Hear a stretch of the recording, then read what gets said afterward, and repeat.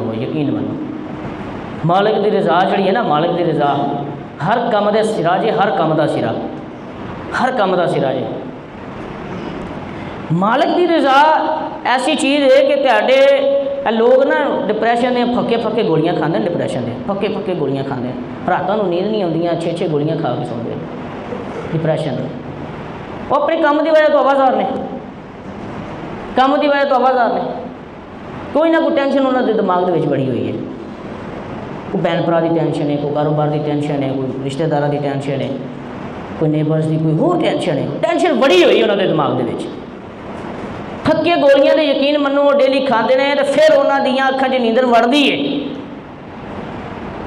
लेकिन हर तरह की डिप्रैशन, हर तरह की सुस्ती और हर तरह की परेशानी को ख़त्म करने का सिर्फ एक ही आजमूदा हल है, अल्लाह की रज़ा दे विच राज़ी रहो,